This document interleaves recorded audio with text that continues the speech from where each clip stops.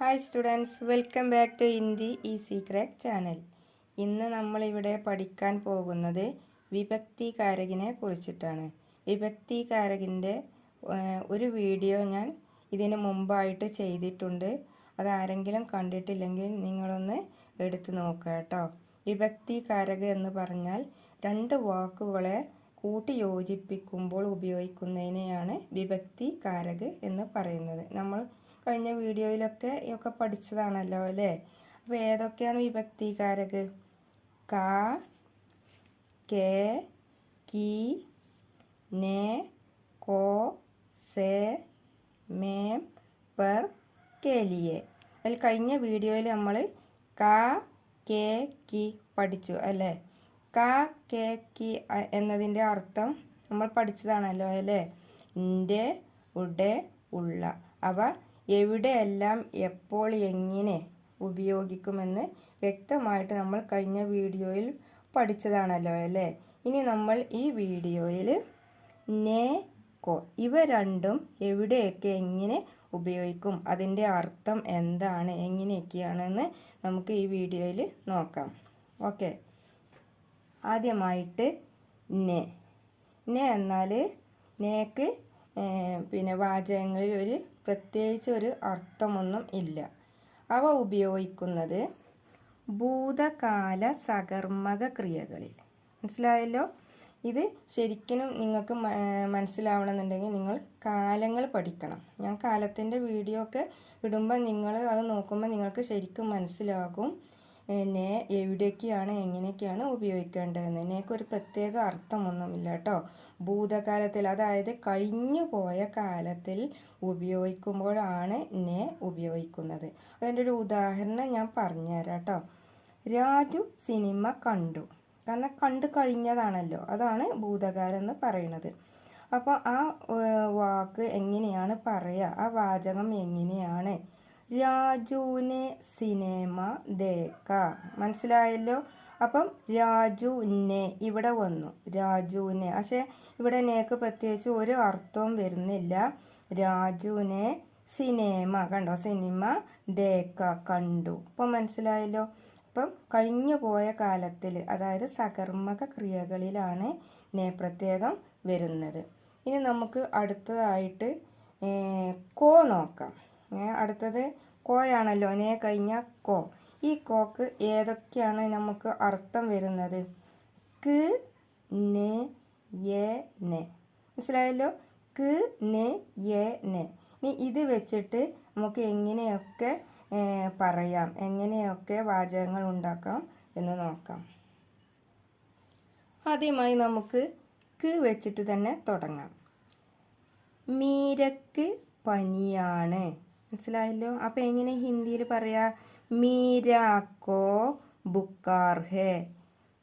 മീരാക്കോ, മീരക്ക്. അപ്പോൾ ഇവിടെ ക്ക് എങ്ങനെ വന്നു കണ്ടോ, കോ ക്ക്. മീരാക്കോ, മീരക്ക്. ബുക്കാർ ഹേ, പനിയാണ്. ബുക്കാർ എന്ന് പറഞ്ഞാൽ പനി എന്നാണ് കേട്ടോ. മനസ്സിലായല്ലോ. മീരാക്കോ ബുക്കാർ ഹേ, മീരക്ക് പനിയാണ്. അടുത്തത് പൂച്ചക്ക് പനിയാണ്. പൂച്ചക്ക് ഹിന്ദിയിൽ എന്താ പറയുക? ബില്ലി. അപ്പം ബില്ലിക്കോ, പൂച്ചക്ക്. അപ്പോൾ മനസ്സിലായല്ലോ. കോ ക്ക് എന്ന അർത്ഥത്തിലാണ് ഈ വാചകത്തിൽ വരുന്നത്. ബുക്കാർ ഹേ, പനിയാണ്. അപ്പം പൂച്ചക്ക് പനിയാണ്. ബില്ലിക്കോ ബുക്കാർ ഹേ. മനസ്സിലായല്ലോ. ഇനി അടുത്ത സെൻറ്റൻസ് നോക്കുക. അമ്മക്ക് ചപ്പാത്തി ഇഷ്ടമില്ല. അപ്പോൾ ഇവിടെയും സെൻറ്റൻസിൽ വരുന്ന അമ്മക്ക്. അപ്പോൾ എന്താ വരിക? മാം കോ, അമ്മക്ക് ചപ്പാത്തി. അത് ചപ്പാത്തി ഇതേ ഒരേ വാക്ക് തന്നെയാണ്. പസന്ത് നഹീം ഹേ, ഇഷ്ടമില്ല. പസന്ത് എന്ന് പറഞ്ഞാൽ ഇഷ്ടം, നഹീം ഹേ എന്ന് കൂടുമ്പം ഇഷ്ടമില്ല. അപ്പം മാം കോ, അമ്മക്ക് എന്താണ്? ചപ്പാത്തി പസന്ത് നഹി, ചപ്പാത്തി ഇഷ്ടമില്ല. അപ്പോൾ മനസ്സിലായല്ലോ ക്ക് എങ്ങനെയാണ് ഉപയോഗിക്കാൻ. ഇനി നമുക്ക് അടുത്തത് നോക്കാം. ഇനി അടുത്തത് നമുക്ക് ന് എന്നാണല്ലോ അല്ലേ. ന് വെച്ചിട്ട് നമുക്കൊന്ന് നോക്കാം. രാജുവിന് ലീവ് ഇല്ല.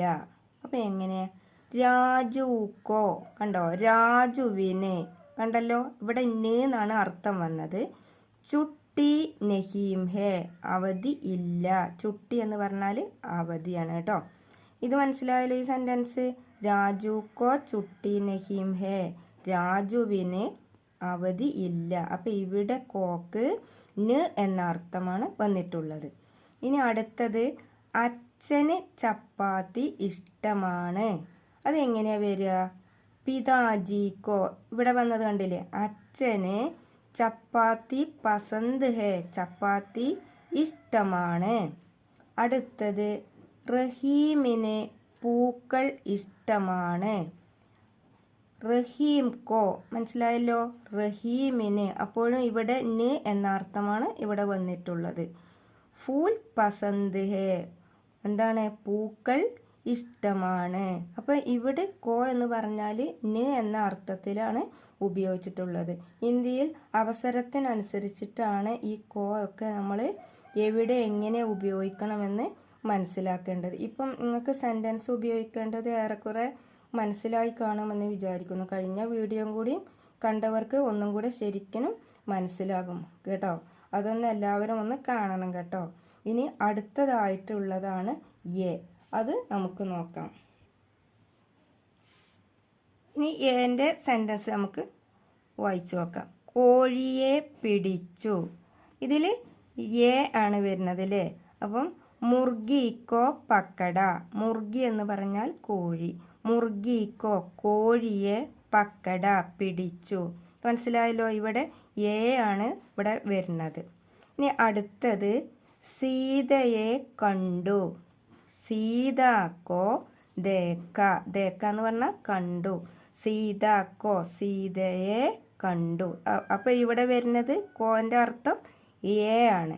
അപ്പോൾ കണ്ടല്ലോ, നമ്മൾ എങ്ങനെയാണ് ഉപയോഗിക്കേണ്ടത് എന്നുള്ളത് നമ്മൾ അവസരത്തിനനുസരിച്ചിട്ടാണ് ഇതിൻ്റെ മീനിങ്സുകൾക്ക് ഇങ്ങനെ മാറ്റം വരുന്നത്. ഇനി അടുത്തതായിട്ട് നെ നമുക്ക് നോക്കാം. പശുവിനെ കണ്ടു.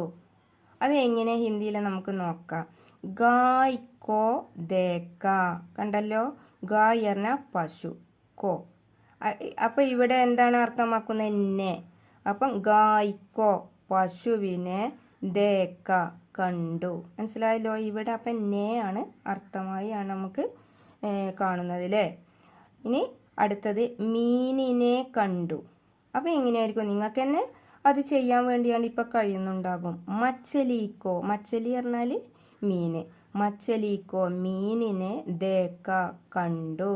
അപ്പം നിങ്ങൾക്ക് സിമ്പിളായി ഏകദേശം തോന്നുന്നുണ്ടാവും അല്ലേ. ഹിന്ദി ഇത് വളരെ സുഖമാണ് കേട്ടോ, ഇങ്ങനെ ഇത് ശരിക്കും പഠിച്ചു കഴിഞ്ഞാൽ. ഇനി അടുത്തത് രാജുവിനെ കണ്ടു. അപ്പം എങ്ങനെയായിരിക്കും? രാജു കോ ദേക്ക. മനസ്സിലായല്ലോ. ഇങ്ങനെയാണ് ഹിന്ദിൻ്റെ ഓരോ സെൻറ്റൻസുകളും നമുക്ക് തെറ്റില്ലാതെ എഴുതാൻ കഴിയണമെങ്കിൽ ഈ വിഭക്തി കാരകളൊക്കെ പഠിക്കണം. ഇത്രയുമാണ് ഈ വീഡിയോയിൽ ചെയ്യുന്നത്. ഇനി ഇതിൻ്റെ ബാക്കിയുള്ള ഭാഗം, അതായത് സേ മേം പെർ കേലിയെ, അത് അടുത്ത വീഡിയോയിൽ ഉണ്ടാവുന്നതാണ്. അപ്പം ഇത്രയും നിങ്ങൾക്ക് ഇഷ്ടമായെങ്കിൽ നിങ്ങൾ മറക്കാതെ ലൈക്ക് ചെയ്യുക, ഷെയർ ചെയ്യുക, മറക്കാതെ സബ്സ്ക്രൈബ് ഒന്ന് ചെയ്യണം കേട്ടോ. ഇതിൻ്റെ ബാക്കി വീഡിയോ അടുത്ത് തന്നെ ഇടുന്നതാണ്. ഞാൻ ഈ വീഡിയോൻ്റെ കൂടെയൊക്കെ നസാര ഹിന്ദി പാഠഭാഗങ്ങൾ ചെയ്യുന്നുണ്ട്. അത് ആർക്കെങ്കിലും ആവശ്യമുണ്ടെങ്കിൽ എൻ്റെ വീഡിയോ എടുത്ത് നോക്കിയാൽ ലഭിക്കുന്നതായിരിക്കും. Okay, thank you.